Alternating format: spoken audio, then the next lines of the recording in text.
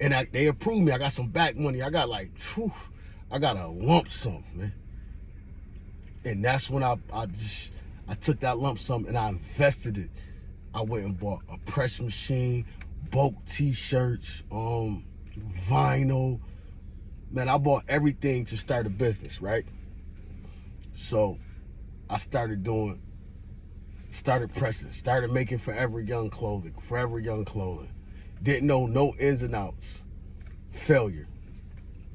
So I'm like, you know what?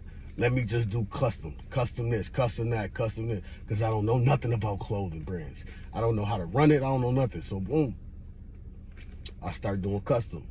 That was successful. I started getting people to come get custom t-shirts and all that. Boom, boom. So I'm doing that, and I'm doing the newspapers, whatever. Boom, I got that lump sum. So I'm riding, and I see a brick and mortar for rent. Call it, boom, boom. He give me the price, boom. I'll get the brick and mortar. So now, mind you, I'm working on my credit too. I was working on my credit the whole time. I got my credit to a good score, able to get credit cards and all that, business credit cards and all that. I was okay. So boom, I get the brick and mortar. I opened up Cambridge Customs Printing Company. I'm doing customized. I'm doing more memorial shirts and all that. And I was also doing like custom bills merch. Boom, I did that for like a year. And in the process, I started a party rental company where I rented bounce houses. I had the 360 photo booth, all the little cotton candy machines and popcorn machines and all that. I did that. So anyways, all that failed. You know what I'm saying? Not on my behalf. I didn't have the help. You know what I'm saying? So, and what was this, 2022 or 2023? 2023. So now I'm like, yo, damn, what I'm gonna do? Now I can easily say, hey, yo, fuck it, I'm going back outside. I'm back outside. I done tried the business shit, that didn't work. I'm back outside. So I'm like, nah, man, let me give this shit a shot, man. Let me give it one more shot.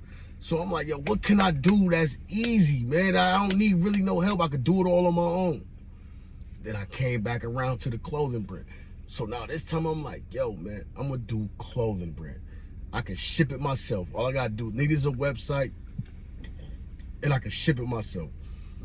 My man had a manufacturer and shit, so I'm like, oh, okay, boom, boom. 1 + 1 = 2. So boom, so I'm sitting there like, yo, what can I call this brand? Now, a lot of times I was overthinking it, like, trying to create something that I just think the world gonna catch on. Oh, create this, the world gonna catch it, the world gonna catch it, the world gonna catch it. Boom. This time I took a simpler path. I said, I'm gonna create something that represents me and everybody else, that has a similar story to mine. You know what I'm saying? So, boom, just like that. Authentic brand, authentic story. So, C.O.I.N, right?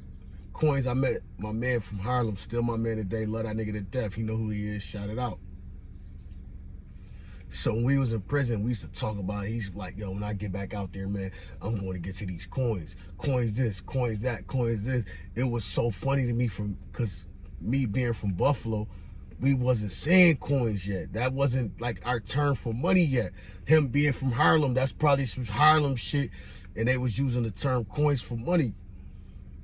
And I used to always mess with him. I used to always, now when I speak to him, I always refer to money as coins. So boom. So since money was always the motivation for everybody, money always been the motivation.